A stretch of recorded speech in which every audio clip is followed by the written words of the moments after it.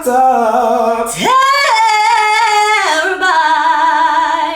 I'm Tara with Tara Simon Studios. And I'm Coach Jeremy. Yes! And today we're going to be talking about, why am I holding this? Today we're going to be talking about studio versus live singing and how to do both. Stay tuned, we've got something for you.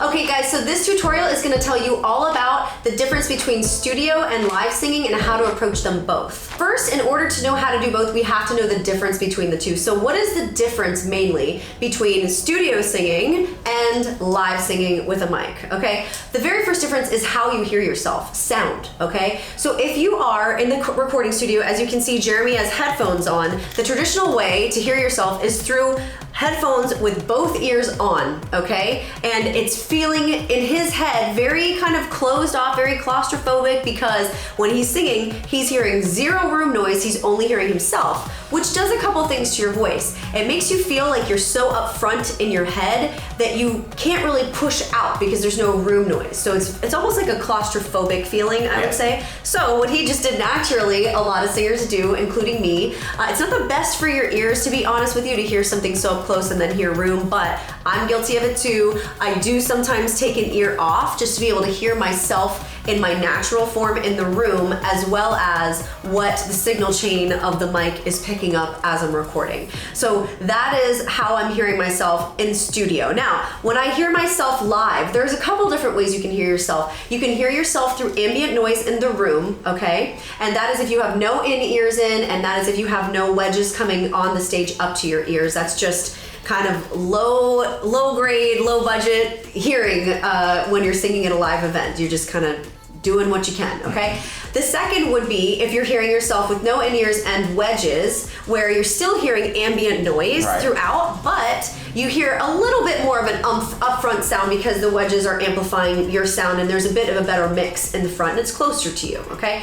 The third would be in-ears while you're singing live, which really trips me out, to be quite honest. In-ears when you're singing live, unless you have a really bomb sound guy, can be a bit of a mess, and you really should have the molds made for you so that it sounds as close to that as possible. Now, if you do or you don't, inconsequential, let's just say that you are using in-ears. Sometimes people prefer to do the same as in the studio, where they take one ear out so they can hear ambient room noise, and then they hear the in-ear sound as well, so that they're getting kind of the best of both worlds. Again, not the best for your ears, like for the health of your ears, but people do it. Again, holding this like I need it or something. But those are the main differences as far as how you hear yourself when singing live versus studio. Now there's one other major difference when singing between live and studio, and that is the mic itself. Not how you hear, but how you sing. So Jeremy's gonna get behind here again, and as you can see, when you go to sing in a studio, you're not moving. You're really set right up against the pop screen. This is called a pop screen, and you're set right up against there and you're singing, even on your loud notes. It's the engineer's job to adjust the gain and adjust your levels and compress and EQ your voice later on in post-production. You pretty much sing right there the whole time, okay? If I'm singing a humongous note, I may do that, and that's it. I'm not gonna move a whole lot, okay? If I'm singing live though, okay, I have a really great rule for you guys who are singing live. I'm gonna turn to my side so you can see. When you're singing any kind of moderate to intermediate difficulty level note, there's a 3 fingers rule where you put your first finger to your chin and then the mic goes here, and that's about the way of space between your face and the mic. That's about what you need. Yeah. Now, if you're singing a money note or a big high note, like I like to call it, then you're gonna do pinky to thumb, and this is as far away as it ever should get, okay? So between 3 fingers and pinky to thumb, this is called panning your mic, okay? Some guys, sound guys, hate when you do this, by the way. I don't care. I'm gonna pan my mic. You don't need to worry about it back there. For me. Yeah, I'm gonna pan my mic because I know how big I'm gonna get, right? So, unless you're touring and the sound guy knows your voice and knows the spot, you control your own sound singers, okay? You do that. I'm sorry, sound guys, you're gonna hate me for saying it, but I'm saying it, okay? So I teach all my singers this: pan your mic, 3 fingers, 2 pinky to thumb. And this is another major difference between when studio singing versus live singing, because in studio, again, you're singing as big as you can on those parts without really making a spatial differential between you and where you started from in the mic and you and where you're ending from in the mic. But live singing is totally different.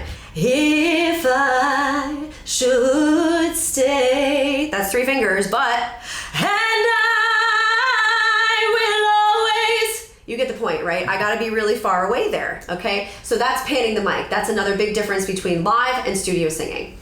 All right, so last point, guys, how to prepare for studio singing and how to prepare for live singing. We at Terra 7 Studios are happy to help you as coaches prepare for both, and I would recommend if you're at this point that you do reach out to someone. It doesn't have to be us, but someone who is a vocal producer, whether it's for live sound or for studio sessions.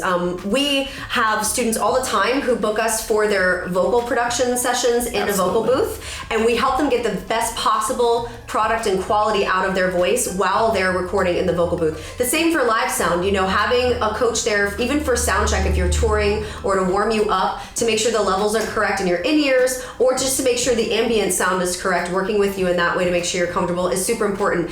I can attest to knowing that when I have had someone there in the audience to hear what I can't hear on the stage, my sound is so much better in shows. So even if it's like my mom, Right. you know, at sound check out in the audience and telling me, no, it needs more mids and highs, or no, it sounds tinny, I may sound great to myself on stage, but what the audience hears also matters too. And having that sounding board is super important. Now, if you don't have that, hopefully you have a good sound guy. But again, we're relying and assuming the fact that if you are in the recording studio or if you are live performing, you're beyond the beginner phases of singing, and you've at least had some training, or you have some people that you can rely on as sounding boards, because you really do need it. In order to prepare to sing live or to sing in studio, you need experience, and you get experience by exposure and practice. So you need to start gigging out, you need to start working out those kinks in live sound, as well as at least recording yourself on your phone and listening back to try to prepare for the recording studio. You can even do it with headphones on to get that in-ear kind of feeling as well. So I hope you guys enjoyed this video. I hope you got a lot out of it. This was really fun for us to do. And it's absolutely. a topic that we don't get to talk about very often, but it's a very real topic and a very interesting issue that artists come upon in their vocal journey. So thank you guys so much for being the best part of our channel. Make sure that you spread love, not germs, faith, not fear. Be a blessing in someone's life, because that is how we change the world. Make sure you subscribe to the channel, click the notifications button, and get this merch, guys, because you know you want to represent being a terabyte. We love you guys. We're proud of you. That was strong. And we'll see you on the next one. Bye.